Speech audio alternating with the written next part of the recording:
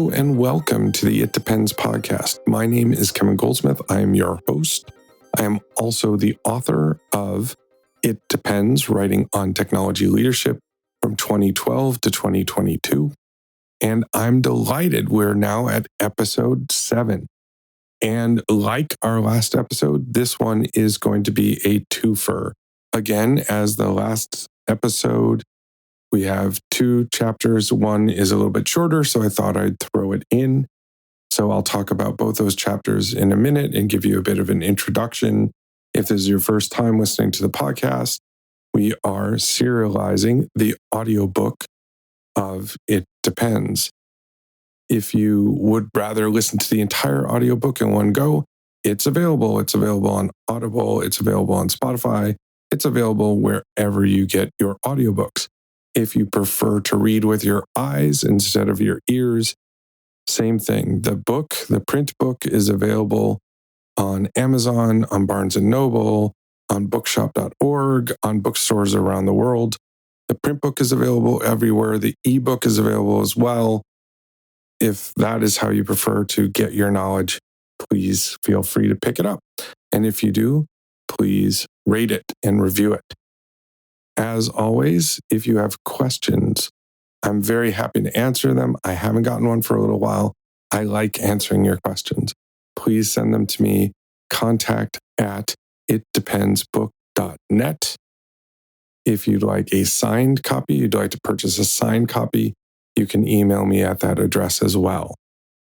If you want more information about the book, it is at itdependsbook.net. It Depends Book, all one word. We have 2 chapters for you today. One is how I get my focus work done, and the next chapter is known unknowns. I will tell you about the chapter, how I get my focus work done, play that for you, and then talk about the next chapter and play that for you. So a few things, detail about this chapter. I wrote this when I was still working from an office, as most of us were. So it's coming to you from that perspective. So you hear me talking about going to third locations to do your work, your sort of focused work, or finding a different place in your office away from people. Clearly, for those of you like myself that have been working from home since the pandemic, obviously it's a little bit different now. It's not about being isolated to get your focus work done, but I will still get to a third place sometimes when I want to get my focus work done. Not only because I want to avoid, the dog or interruptions from packages being delivered or things like that. It also takes me out of my routine. It puts me in a different headspace where I just have the work I'm trying to do in a different environment. Sometimes it's a library, sometimes it's a cafe, sometimes it's even like a WeWork or something like that. Just taking myself to a different location where I can really get focused on the project I'm working on.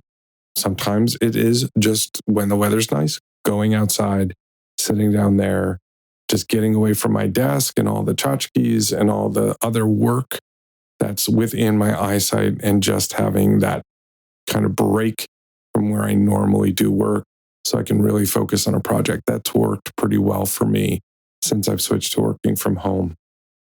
And maybe that might work for you as well. Similarly, I talk about blocking out your calendar. Depending on how you work in distributed teams, that may not be as necessary.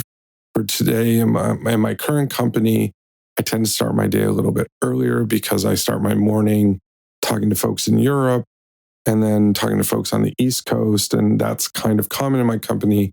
So I actually end up with my afternoons being fairly quiet.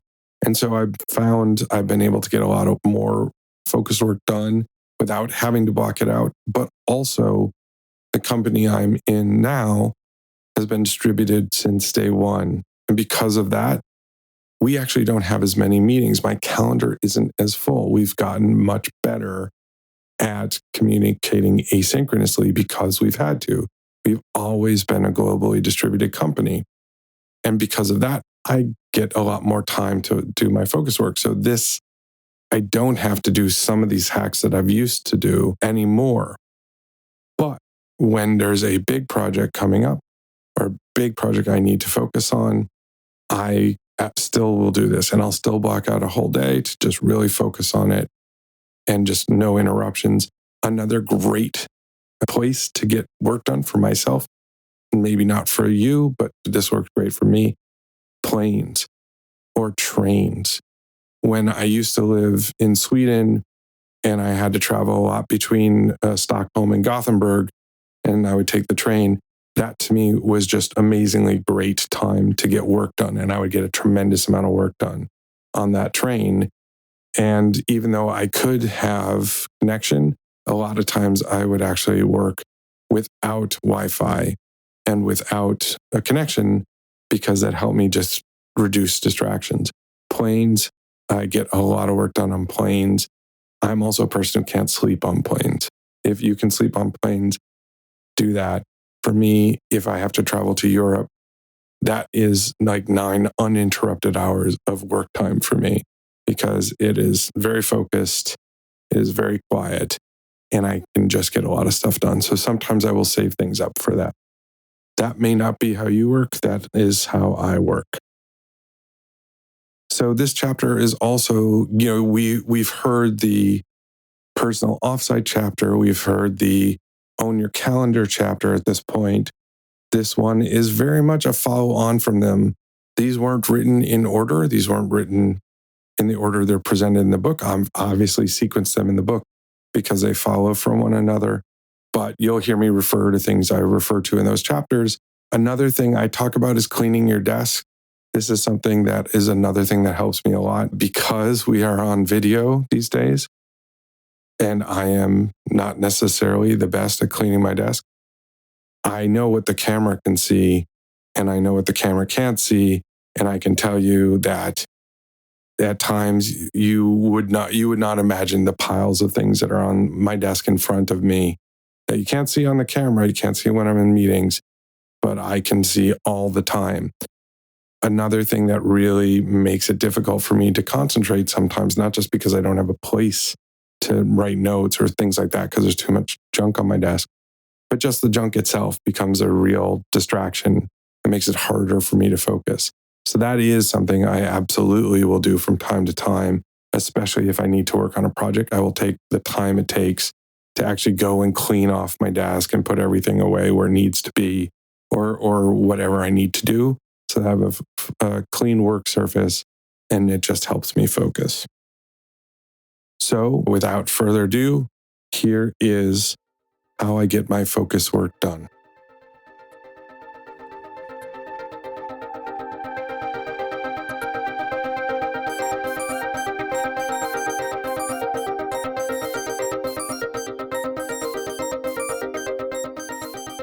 How I Get My Focused Work Done, originally published on May 31st, 2018. In management, we can become very interrupt-driven. We get so used to distractions that we count on them. This dependency can make it very hard to focus when we need to. My calendar fills up with meetings.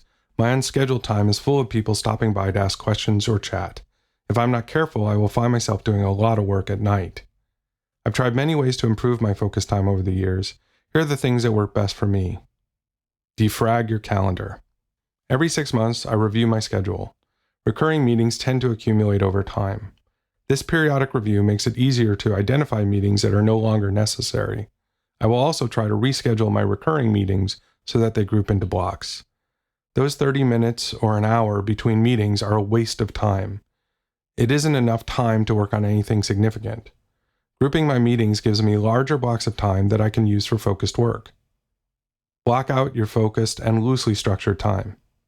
Now that your calendar has larger blocks of time, add recurring calendar entries to protect parts of your week for focused work.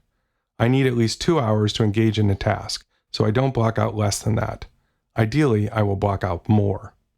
Putting it on the calendar discourages other people from scheduling you at that time.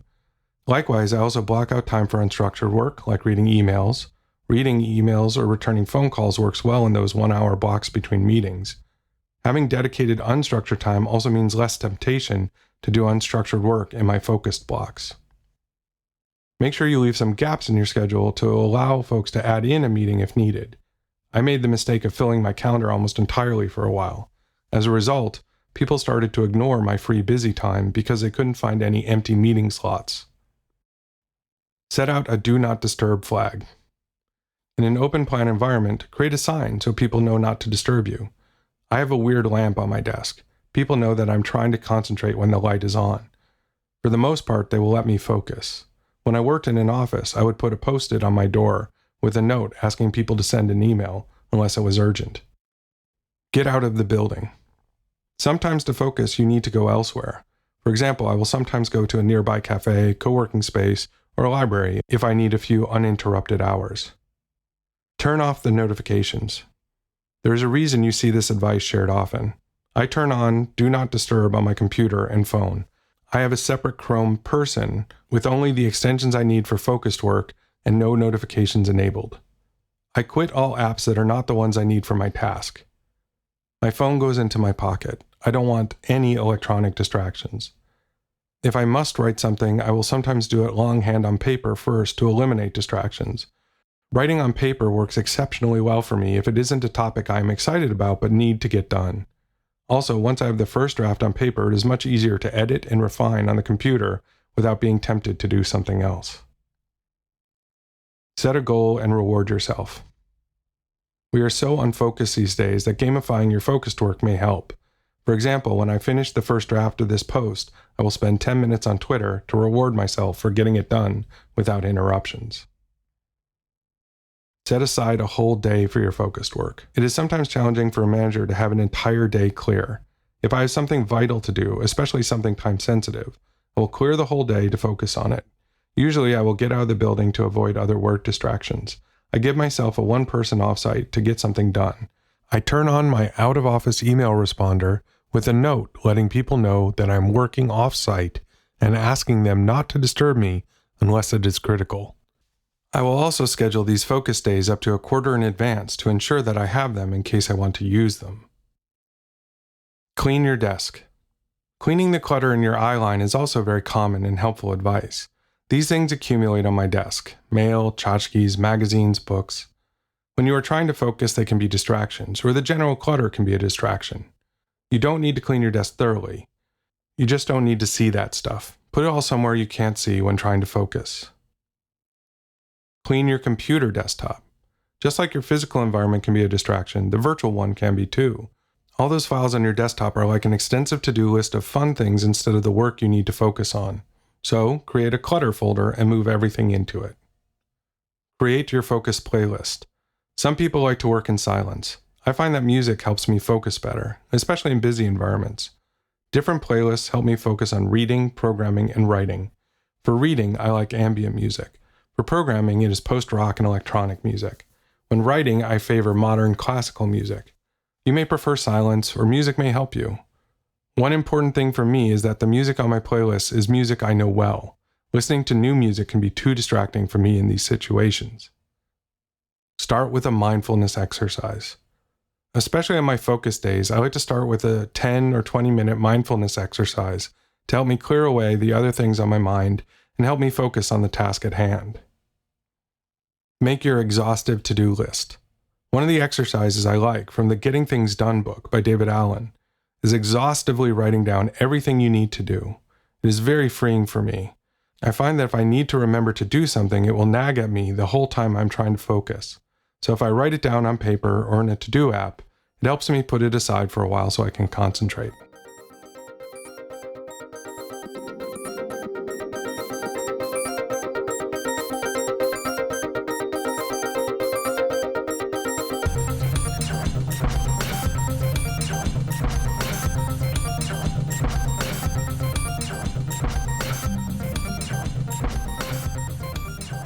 This next chapter is a very short chapter, and it's a weird one. I admit that fully. This chapter is about the known unknowns. For those of you who don't recognize the phrase, it comes from a quote, a very famous quote now, from Donald Rumsfeld, someone who I do not tend to look up to or look to for wisdom, not somebody who politically I agree with very much, but even people you disagree with, you can learn from sometimes. And he has this quote that you will hear at the beginning of the chapter, which I refer to all the time because he does a great job differentiating between various levels of knowledge. And this is something we encounter all the time in our work. What do we know? What do we not know? What do we need to know? What are we missing to make a decision? What are we missing to get confident in the decision that we've already made? And so I refer to this quote a lot, more than I would like to because of its provenance. But, sometimes people, like I said, sometimes people you disagree with say things you can learn from. Another thing you'll hear in this chapter, again, very short, so I'm not going to spend a ton of time talking about it, is this idea of understanding what you know and understanding what you don't know. And this happens a lot. You may have heard of Shuha Ri, a path to mastery. It's commonly used in agile circles, agile coaching circles. Obviously, it's used in other places. It's a Japanese phrases, but it's about this idea that you start learning a new skill, you don't know much about it, then you become maybe even overconfident as you get more comfortable. And as you become very knowledgeable, very skilled, you start to understand how much you don't know. And it's that path. And I see this happen over and over and over again, including, clearly in my own development, where I was a novice and just learning my skills in whatever programming or architecture or management. Then I started feeling really comfortable and maybe a little bit overconfident. I thought I knew more than I did. I thought I was really an expert now. And then as I continued to learn, I started to realize all the things I don't know and all the things I needed to learn.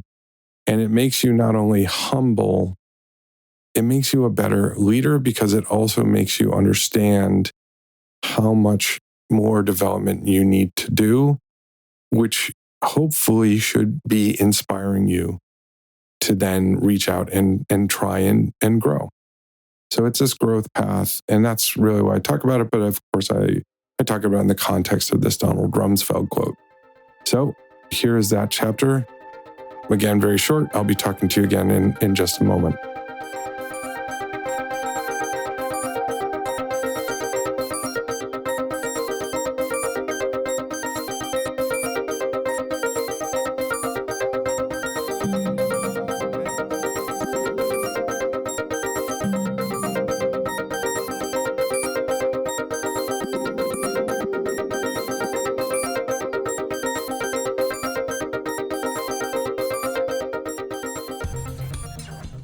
The Known Unknowns, originally published on March 9, 2014. There are known knowns. These are the things we know that we know. There are known unknowns. That is to say, there are things that we now know we don't know.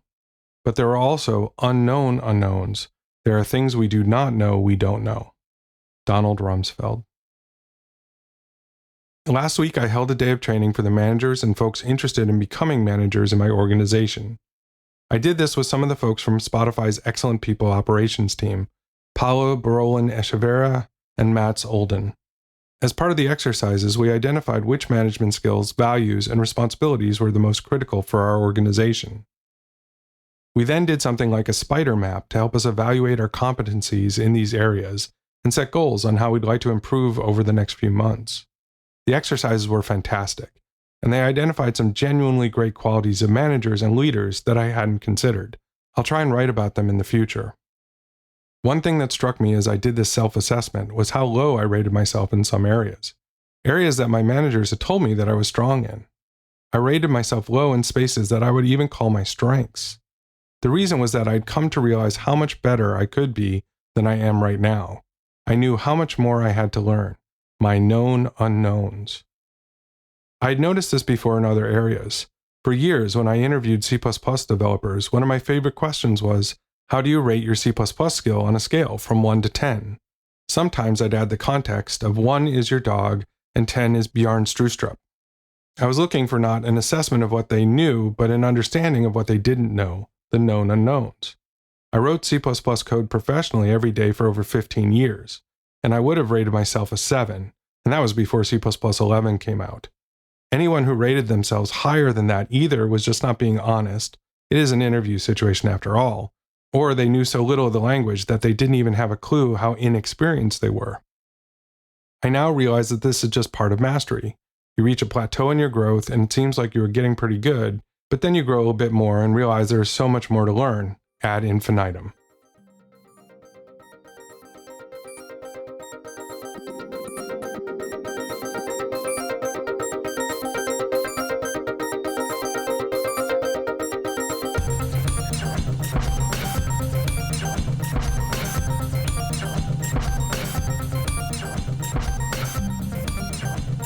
I hope you enjoyed those 2 chapters from the book. If this podcast is valuable to you, please share it. Please help me get the word out and let people know about it. You can send people to itdependsbook.net for more information, for links to this podcast on all the different platforms, for links to the book, for links to the newsletter. Again, if you are new to the podcast comes out every other week. In the intervening weeks is a newsletter. And that newsletter is also serializing the book. That newsletter serializes the book out of order. And it doesn't go into as much depth as this because I try and keep it light. I don't like reading super long newsletters. So it is really just a chapter and maybe just a little bit of text around it. I go into much more details here in the podcast because it's easier to talk than to write for me.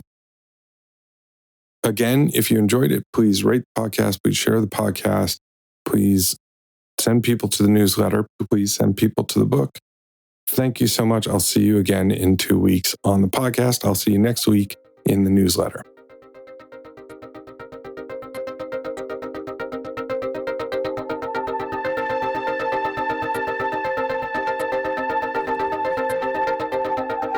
Thanks so much for listening. Please, again, subscribe, rate, share episodes of this podcast on your favorite podcast app. Thanks again. I'll see you soon.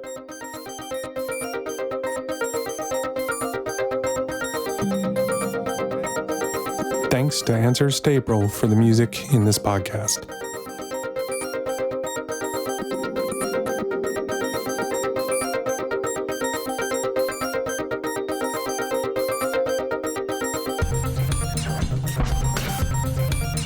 This podcast is a production of Unit Circle Media.